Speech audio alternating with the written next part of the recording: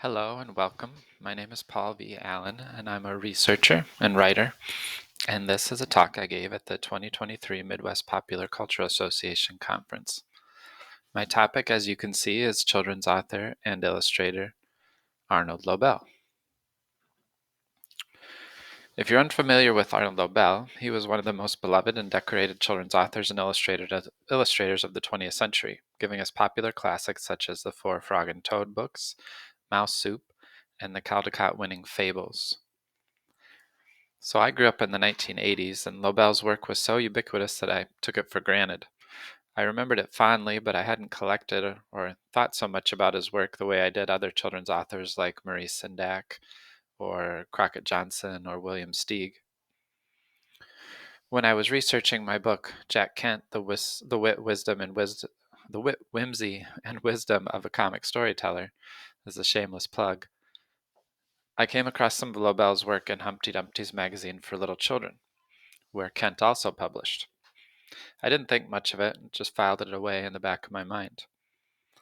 But then last year, when I was looking for inspiration on how to approach my own idea for a children's book, I kind of took the approach of starting with research and looking into the books that were in the style of what I hoped to create. And the Frog and Toad books were on that list. As I started to seriously investigate Lobel's body of work, I found that his books had the right combination of things that I wanted in my own book. They had simple but interesting language, deep emotional truth, and funny, absurd situations. In my deep dive, then, of his work, I found myself cycling back to Humpty Dumpty's magazine for little children. Just some brief background on Humpty Dumpty. Humpty Dumpty was a digest-sized magazine for kids 4 to 8, and actually I believe it's still being produced today. But it was started in 1952 under Parents Magazine Press umbrella. It had 3 kinds of stories in it: read aloud stories, read it to me stories, and tell me. And it also included poems and puzzles and songs, activities, and games. Once I started to catalog all of Lobel's work, I realized those Humpty Dumpty stories of his that I'd come across were something rare and kind of interesting. Between 1965 and 1970, Lobel contributed 8 pieces to Humpty Dumpty. He did 2 covers, which you just saw, and 6 stories. And for a couple reasons, these have kind of been forgotten over time. One reason is the size of Lobel's body of work. He did over 100 books between 1958 and 1987. And with that many works, it's inevitable that some would fall through the cracks. The other reason that this work has likely been forgotten is that the nature of Humpty Dumpty, a magazine for children designed to be consumed and then disposed of. What I discovered after more research was that the stories had been forgotten not just by sort of the general public, but also by Lobel's own family. That led me to this, or what led me to that conclusion was these 2 books. Both The Frogs and Toads All Sang and Odd Owls and Stout Pigs were published in 2009, long after Lobel's death. The author's note by Lobel's daughter, Adrienne, indicated that the material in these books were created as Christmas gifts for her father's friends Crosby and George Bonsall. She said they were discovered in the Bonsalls' estate auction by a collector named Justin Schiller. Adrienne took them to HarperCollins, who were excited to publish them, and then she added color herself. But the thing is that these books weren't created just for the Bonsalls. They were originally published in Humpty Dumpty. So I went searching, thinking that surely someone on the internet has pointed out this misconception. But to my surprise, no one had. And that's when I realized this might be something worth investigating closer. What I found was that, taken in whole, Lobel's Humpty Dumpty work was a vital missing link in his development as a storyteller and as a creative, commercial, and critical artist. So I'd like to start by focusing on the visual side of things. One might assume that the Humpty Dumpty stories came at the very beginning of Lobel's career, But the truth is, when the first one came out in 1965, he'd already published 21 books and written quite a few of those himself. Lobel had extensive art training. He graduated from the Pratt Institute in 1955. He worked in advertising and then decided to move into children's books. At first, he took any project that came his way, regardless of his own interest in the topic. And this, along with his versatility, brought him such projects as Happy Times with Hanukkah Rhymes from 1958 and Red Tag Comes Back from 1961. You'll notice these are quite different styles. He said, a good illustrator should have a repertoire of styles at his command, like an actor switching from role to role. In 1962, he began writing and illustrating his own stories, but he wasn't happy with how they were turning out visually. I was extremely bothered by the cartoony stiffness in my work, he said. He felt he had a breakthrough with 1964's Red Fox in his canoe. He switched to using a fountain pen and found that his illustrations became less of a cartoon and more of a humorous drawing. And this lines up well with his first work with Humpty Dumpty just a year later. Adrian Lobel wrote in the author's notes in the 2009 books that the Humpty Dumpty work shows Papa's writing and illustration at its most casual and lively form. While partly this is a result of the illustrations needing to be simple, thanks to the medium and the art and the audience they were intended for, but this also seems to be the result of Lobel experimenting to find his voice as an illustrator. Lobel's biographer, George Shannon, says that during this time, Lobel's illustrations began having fuller and more detailed settings, with deeper backgrounds or horizon lines, a greater sense of depth or roundness in characters, through cross-hatching, wash, and pencil rubbing. So definitely a time when he was trying new things, and it was paying off visually for him. In 1968, he published his first full-color book, The Great Blueness, and it had tableaus inspired by the work of Peter Bruegel. That same year, not pictured here, but he released his version of Edward Lear's The Four Little Children Who Went Around the World. On that book, he decided just to use pencil for the finished drawings. And just as a note, because this will come up later, he said of Lear, "If Beatrix Potter is my artistic mother, then Edward Lear is my artistic father. I feel a great kinship to that man. He haunts me all the time." Moving on, Lobel was pleased with 1969's Small Pig. He liked the way the title character had animation and life. And then we reached 1970, where the first Frog and Toad book was released. This got a Caldecott honor, and the next year, Lobel won the Caldecott Medal, which is the ultimate honor for an illustrator, for his work on Shelley Duran Ryan's Hylidiid's Night. So this Humpty Dumpty time period is really one in which Lobel made the leap, and there's evidence that he used these stories as a trial run to get there. So let's take a closer look at some examples of that.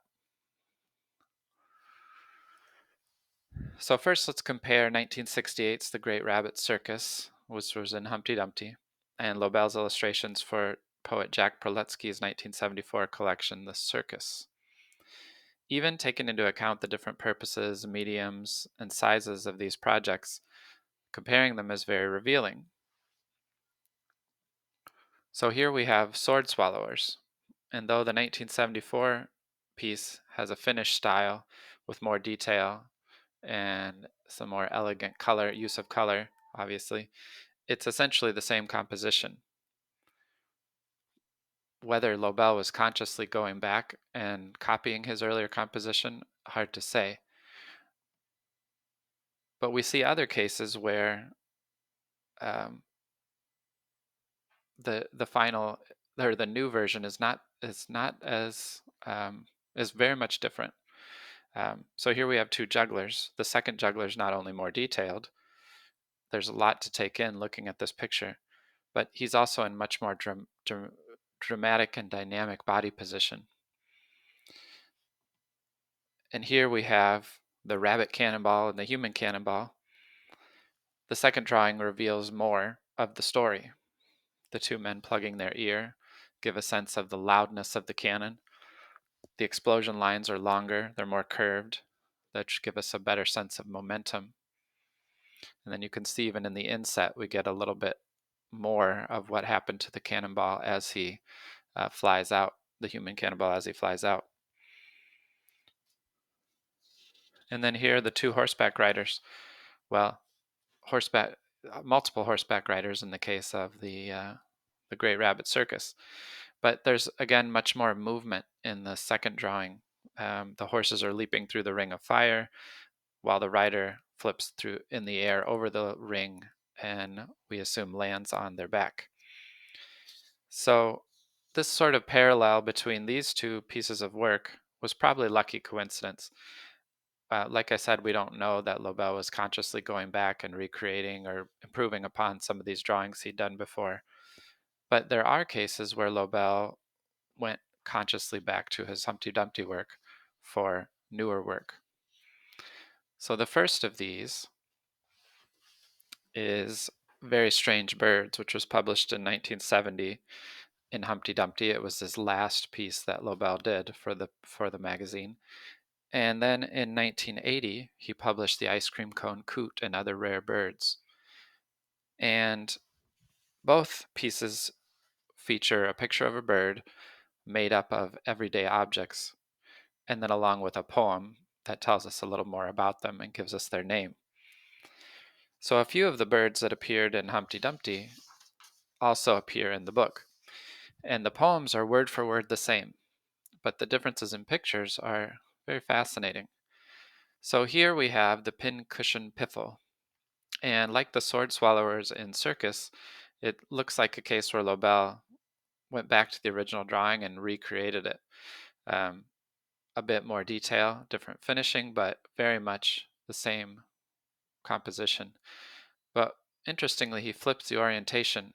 Instead of facing to the right, in the new version, now the bird is facing to the left. And I actually prefer the first one because for a reader, especially a young reader, the pointing toward the turn of the page is important, and that's what that bird that's facing right is doing. Here we have the soup ladle lark.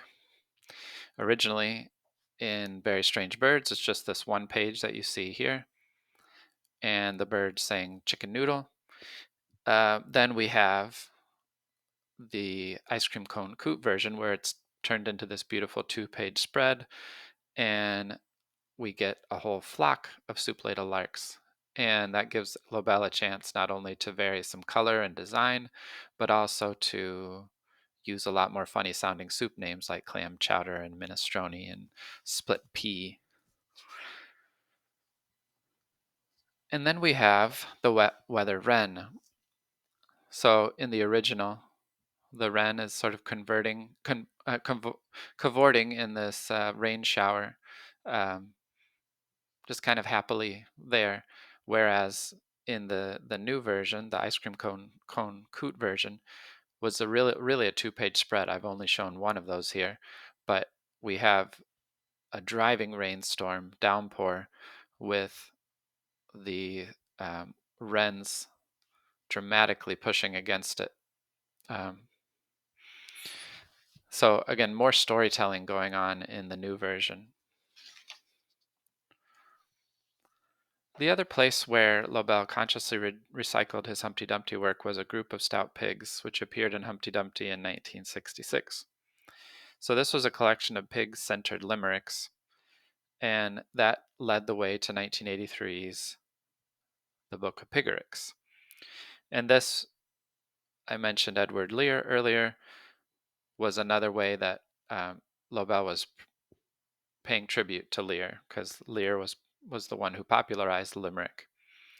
5 of the limericks from Stout Pigs also appear in Pigaricks, and Lobel made significant changes to the illustrations, but like he did with the ice cream cone coot and Very Strange Birds, he left the limericks themselves almost exactly the same. So in the Book of Pigaricks, Lobel described his approach as giving each episode a chamber of its own by putting the illustration in a framed box. And Shannon, Lobel's biographer, has said that this approach provides intimacy and the illusion of greater depth.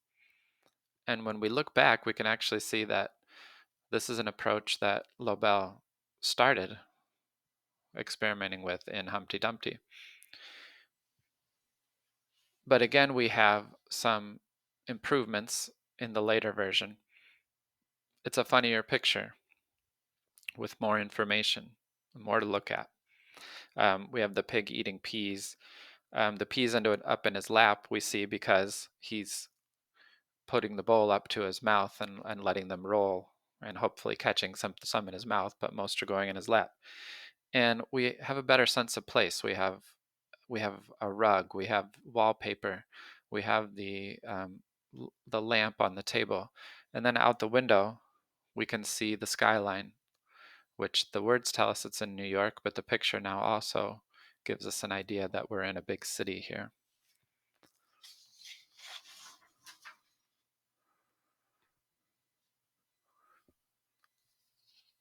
In terms of the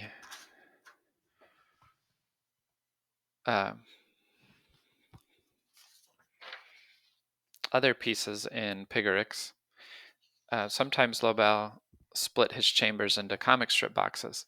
So this allowed him to depict the limericks more literally. And we get some shifts in emotion that aren't explicitly mentioned in the limerick itself. So, for instance, we have this pig with the straight tail eats noodles and pretzels to put a curl in it, and he's very pleased with that at the end. And then also we have in the middle here the fact that we get these multiple panels allows him to supersize the portions to make a funnier picture. So next I'd like to move away from visuals and look more at how Lobel used his Humpty Dumpty work to introduce themes that he would explore more fully later. And actually we're still going to use some visuals, but really this is more about the thematic content. So nearly every one of Lobel's Humpty Dumpty stories have the common thread of depicting individual behavior taken to extremes, usually for humorous effect. That's how Lobel described it. But they also sometimes provide insight to human nature. And I use the word human very purposefully because his characters weren't humans, but as George Shannon said, by writing of frogs, toads, mice, owls, and other animals, Lobel, like all fabulists, was really writing of people everywhere, of every color, class, and shape. So when he's depicting these animals doing strange things, he's really, putting a mirror to us as human beings. So there was Owls Odd and Old in Humpty Dumpty in 1967, and this was a series of one-page vignettes featuring owls doing things they love. And many of these are strange. One of them is an owl that likes to throw ice cream cakes in the air just to hear the splat they make when they hit the ground. And then 8 years later, Lobel would introduce another endearingly strange owl in the I Can Read book Owl at Home. Owl's activities, such as trying to be both upstairs and downstairs at the same time, or making tea out of his own tears, could very easily slot into the earlier Owls Odd and Old. And this connection is made even more apparent by pictures in Owl at Home that echo the ones in the earlier work. So here we have an owl who loves his easy chair so much he has aggressively nailed it, screwed it to the floor. Um, And then we have Owl from Owl at Home sitting in his own easy chair, cozy by the fire. And, there's a striking similarity here to these images. Same for these two, where we have the owl who loves his money so much he has taken it to bed with him, pulled up the covers to his chin, if owls have chins. In the second picture, we have Owl worrying about those two lumps at the end of his bed. He's pulled the covers up to his chin again, and he has yet to figure out that those two lumps are actually his own feet. And the striking similarity in these pairs of images, they indicate to me that Lobel definitely had his earlier work in mind when he created Owl for Owl at Home. And now, finally, to Frogs and Toads. So when Lobel published Frog and Toad Are Friends in 1970, and remember this was the same year he stopped doing work for Humpty Dumpty, he said, "This was the first time he had turned inward. I was aware of all the things that had happened in it were essentially very personal to me and had resonances in my own life." So he regarded this book as a breakthrough. And what might have paved the way for that, I think did, were these earlier pieces in um, Humpty Dumpty that both dealt with frogs and toads. So we have The Frogs and Toads All Sang from 1965 and The Annual Meeting of Frogs and Toads from 1968. Um, so these two stories involve frogs and toads before we got the actual characters of Frog and Toad. And Lobel was fascinated by amphibians as a child, and he was reminded of this on a summer trip to Vermont when his son and daughter were young. And while they were enjoying the outdoors, the kids would capture frogs and toads, and they would bring the toads home and keep them as pets. They would put them in an aquarium, give them milk baths, and with their parents' help, even took some of them back to Brooklyn for the winter.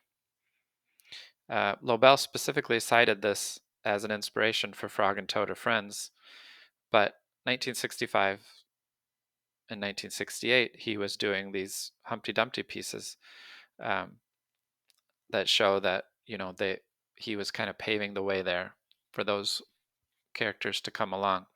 Um, both of the Humpty Dumpty stories feature one-page character sketches told in verse, um, and these are before Frog and Toad found their final form, the characters that so many people have grown to love.